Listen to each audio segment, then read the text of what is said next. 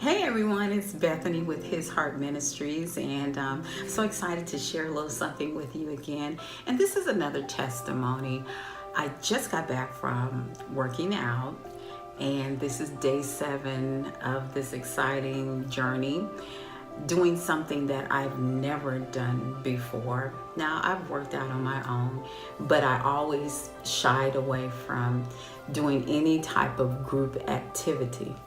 But for the first time, I decided to really get out of my comfort zone, make myself accountable, and I joined this class, and I'm telling you, it has been it has been very challenging, to say the least. Number one, I am the oldest person in the class. Most of the class is comprised of 20-year-olds. So here I am 53 years old, working out with these 20-year-olds, and it has been very challenging, but it's something that I really wanted to do. I wanted to push myself physically because I've never really pushed my physical limits before. Now, I'm going to share my weight loss journey with you. I have shared some of it with you before about me being well over 300 pounds. In fact, when I finally went to the doctor, because my scale couldn't measure me, it just registered E for error when I got on the scale. And so, of course, I went into a depression and ate more until I finally had to go to the doctor because of my health. And when I went to the doctor, I believe at that time I was probably about 320. And it was rough. It was really devastating to see that. And I know a lot of us out there, we won't go to the doctor because we're afraid of what news they will give us. But I had to do that in order to save my life. So when I realized how obese I was, I didn't change immediately. I still continued to be depressed and to eat. And I'm telling you, when you're obese, when you're fat, that's all you think about. That's all I thought about. I don't know about you, but that's all I thought about. 80% of the space in my brain was all about my weight, how I looked to people. What were people thinking of me? And I had several turning points in my life. One was when our family, we went to Six Flags, and I love rides. I really love rides. I've always loved rides. I'm a little daredevil when it comes to rides.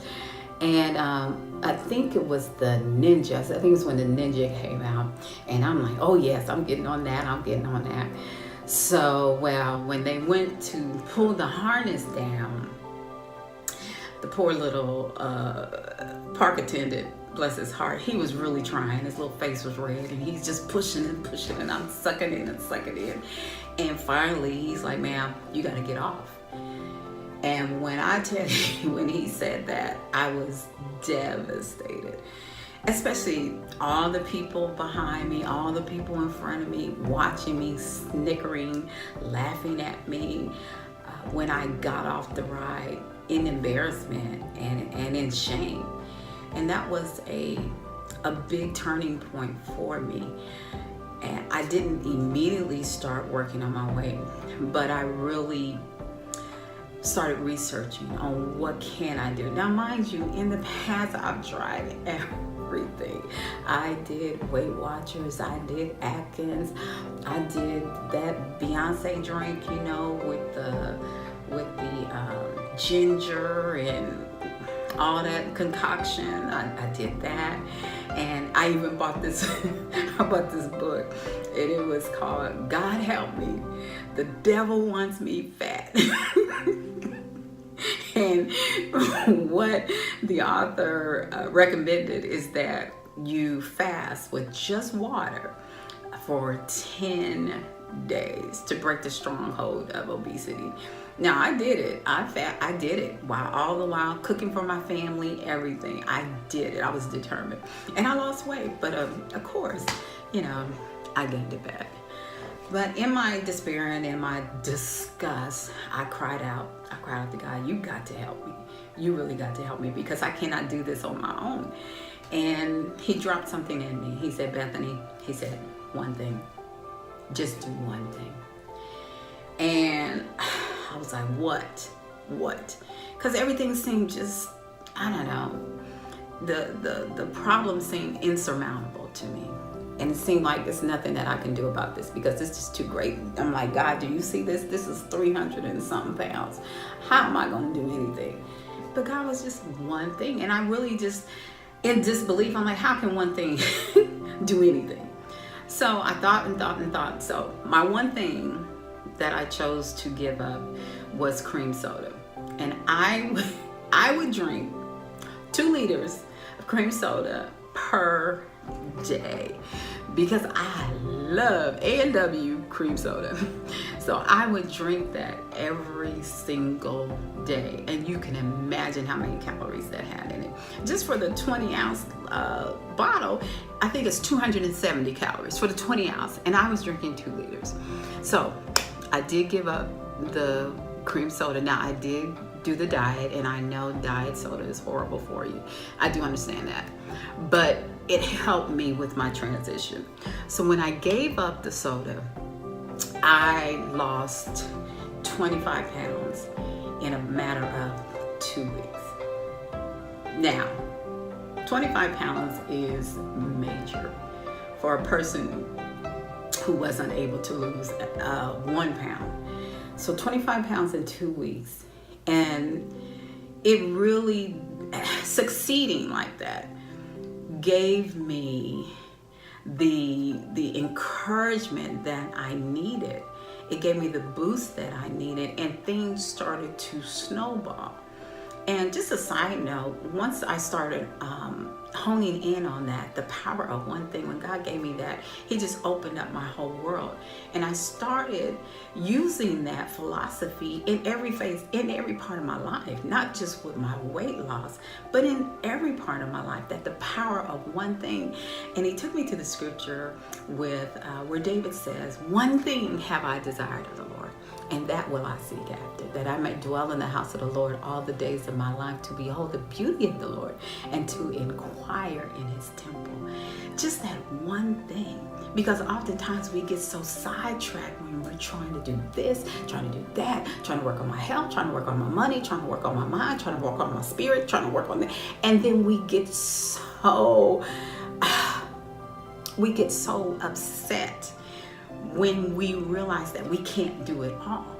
So when you bring everything down and with laser beam precision, focus on one thing, you'll start seeing the benefit and the effects, and it's like a snowball effect in your life. So I digressed. We'll talk about the power of one thing a little later on. So that one thing, it started helping me. And I started really, even before I started losing weight, I had to love me as is. And God told me to look in the mirror. And he said, look at every part of your body. And I want you to say that you love it. You love your eyes, you love your nose, you love your face, you love your smile, you love your arms. And oh my goodness, I used to always say, I hate my arms. I hate this, I hate that. And for everything that I said that I really hated, God had a rebuttal. He had a response, especially when it came to my arms. God was like, you hate the arms that cradled 4 children. You hate the arms that directed people into worship. You hate the arms that hugged and loved on souls that were lost, souls that felt like they were hopeless. And when they hugged you, they felt like they were hugging me. God was like, you hate those arms. And I'm telling you, tears running down my face. I'm like, no, I love my arms. I love every part of me. And I had to love myself as is before I even could start the journey. Because when you don't live loved, you don't take care of yourself. And when you're sitting around looking for someone else to love you, if they love me, they'll give me the validation and then I'll do something about it. It doesn't work that way. When that happens, it's temporary. It is. It really is temporary. But I had to start living loved. And when I started living loved, I started taking care of myself. And over time, it did not happen overnight. Over time, I started losing and losing and losing. Now, fast forward about 5 years, here I am, about 135 pounds smaller. I lost the person. I did. I lost the whole person. And I'm still on my journey, which is why I did enroll in that class, because I want to push myself, because I want to live loved. I want to live healthy. And when I'm standing for thousands of people, I want to be a wonderful representation of the love of God. Because when you love yourself, you take care of yourself. So today, I just want you to live loved. I want you to do something you've never done before. And I want you this week, so you have till next Thursday, I want you to try one thing, the power of one thing. And so let's talk about health. So what one thing can you do this week that will make a change in your life forever? Think about it.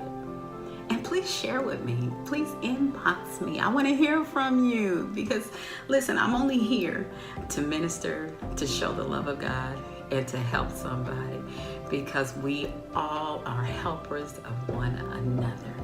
So I pray God's biggest, his brightest, and his best for you. He loves you, and I love you too. God bless, and we'll see you next week.